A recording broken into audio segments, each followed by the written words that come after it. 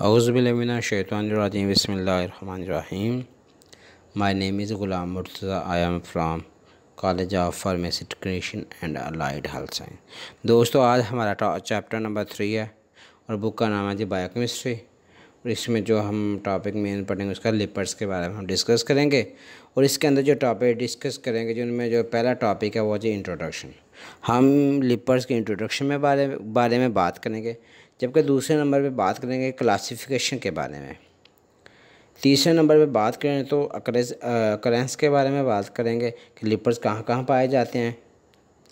Number 4 पे हम बात करेंगे सिंपल लिपिड्स, जो इसकी क्लासिफिकेशन है। इसमें पहला नंबर क्या है, सिंपल लिपिड्स। दूसरे नंबर पे बात करेंगे कंपाउंड्स और कम्प्लेक्स लिपिड्स के बारे में बात करेंगे।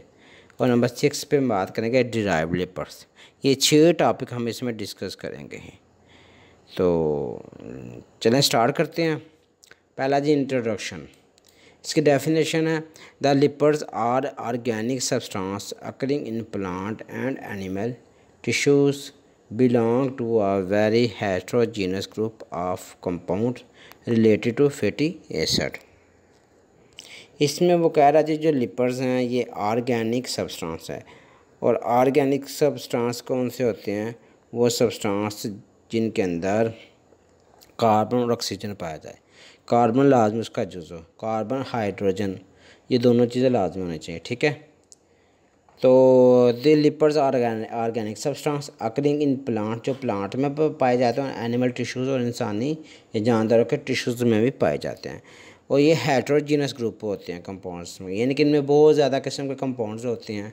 हेटेरोजेनस का मतलब मुख्तलिफ कंपाउंड्स होते हैं जो फैटी एसिड से रिलेटेड होते हैं। लिपिड्स इंक्लूड लिपिड में क्या जी, फैट्स हैं, ऑयल्स है, वैक्सेस है, स्टेरॉइड, ये चीज़ें लिपिड्स के अंदर पाई जाती हैं। And defined as substance having the following properties, जिनके नीचे जो प्रॉपर्टीज़ हैं ये प्रॉपर्टीज़ पाई जाती हैं इसमें। दे आर इंसोल्युबल इन वाटर, ये पानी में हल नहीं होते। हाइड्रोफोबिक मतलब पानी को ये नहीं चाहते, पानी में ये जज़ब नहीं होते। But soluble in non polar solvent, जो नॉन पोलर सॉल्वेंट होते हैं इनमें हल हो जाते हैं। और नॉन पोलर सॉल्वेंट कौन से होते हैं, वो जो जिसमें पोलर नहीं होते, मीन इनके पॉजिटिव नेगेटिव साइड्स नहीं है इनमें होती, ठीक है। ईथर क्लोरोफॉर्म बेंजीन, यानी कि ये पानी के में हल नहीं होंगे और नॉन पोलर में ये हल हो जाएंगे। पानी पोलर है इसलिए ये पानी में हल नहीं होते, ठीक है। Their primary building blocks are, तो ये इनके जो प्राइमरी बिल्डिंग ब्लॉक्स है लिपिड्स किन से बनते हैं, फैटी एसिड से मिलके बनते हैं, ग्लाइसरोल से मिलके बन सकते हैं, स्फिंगोसाइन से भी मिलके बन सकते हैं और स्टेरॉइड से भी मिलके बन सकते हैं। इन मोस्ट केस ज़्यादातर they can be utilize by the living organisms. आम तौर पे क्या रहा जी, जो ज़िंदा जानदार होते हैं जिनको यूज़ करते हैं, इस्तेमाल करते हैं। जैसे हम लोग घी का इस्तेमाल करते हैं, ऑयल का इस्तेमाल करते हैं खाना पकाने में लगाने के लिए, ठीक है। Lipids use to store energy, lipids में एनर्जी स्टोर होती है because higher proportion of CH bond, क्योंकि इसमें CH बॉन्ड बहुत ज़्यादा होता है। And very low proportion of oxygen, और ऑक्सीजन में बहुत कम होती है।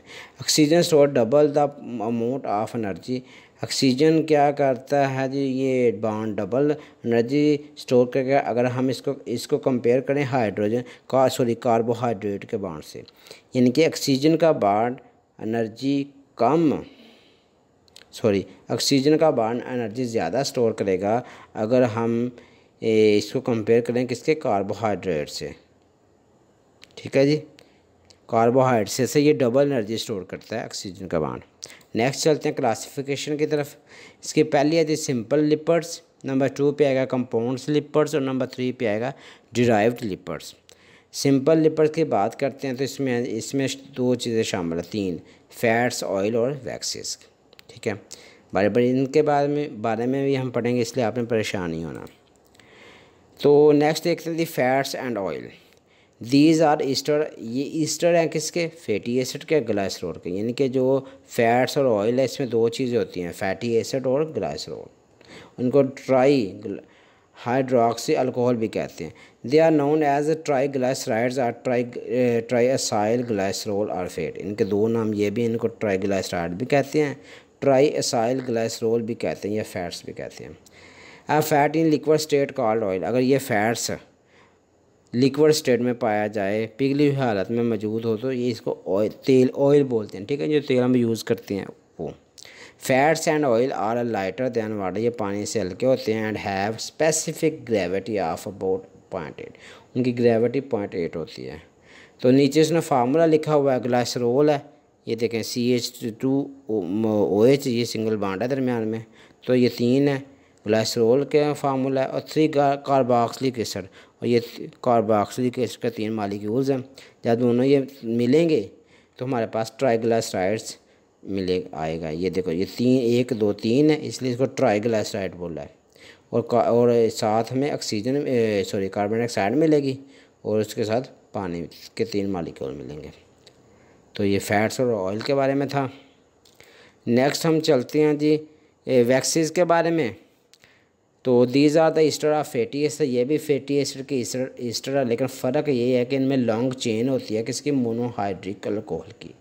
इसमें मोनोहाइड्रिक अल्कोहल की लॉन्ग चेन होती है, ठीक है।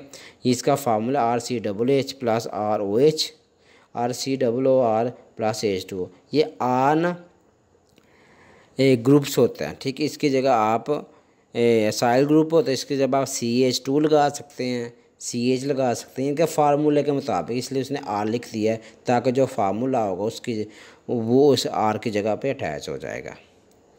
नेक्स्ट चलते हैं जी। नेक्स्ट हम अकरेंस के बारे में पढ़ते हैं। ये जो वैक्सीज है ये कहाँ पाई जाती है, तो ये कह रहा है जी, ये वाइड स्प्रेड इन नेचर, ये कुदरत में बहुत ज़्यादा पाई जाती है। Excretion of certain insects as protective coating of skin, कह रहा है जी कुछ हशरात कीड़े मकोड़े ऐसे होते हैं जो अपने स्किन के ऊपर इसको बाहर निकालते हैं अपनी हिफाजत के लिए, ठीक है। जैसे शहद की मक्खी हो गई। फर ऑफ एनिमल्स, जो जानदार उनके पर जिस्म के ऊपर छोटे छोटे बाल होते हैं, उनके ऊपर ये मतलब एक्सक्रीशन बाहर निकाल देंगे, पानी सा जिस्म के ऊपर लग जाएगा, जैसे हमें पसीना आता है तो हम जम से बच जाते हैं। Certain animals oil were largely compose of waxes, कह रहा है जी कुछ ऐसे जानदार के ऑयल वगैरह, और वेल जो फ़िश है वो भी वैक्सीज, उसकी भी स्किन में बहुत ज़्यादा वैक्सीज पाई जाती है। यानी कि वो ये कह रहा है कि जो वैक्सीज होते हैं ये जिस्म के ऊपर कुछ जानदार कीड़े वगैरह अपने जिस्म को एक्सक्रीशन खारिज करते हैं, रतूबत खारिज करते हैं जो जिस्म के ऊपर लग जाती है ताकि वो दूसरे जानदारों से बच सकें, ठीक है। नेक्स्ट ह्यूमन सक्रीशन की बात करते हैं, इंसानी सक्रीशन की रतूबत की। सेबम वैक्स है, यानी कि सेबम वैक्स के हमारी बॉडी के अंदर सेबम ग्लैंड्स होते हैं जो पसीने की शक्ल में, ठीक है, बाहर पानी खारिज करते हैं। इनके अंदर ऑयल भी होता है। अक्सर आपने अपने जब पसीना है तो आप हाथ लगाएं तो आपको ऑयली पसीना लगेगा, तो ये क्या होते हैं जी, ये भी ह्यूमन सक्रीशन होती है जिसको वैक्स कहते हैं, ठीक है।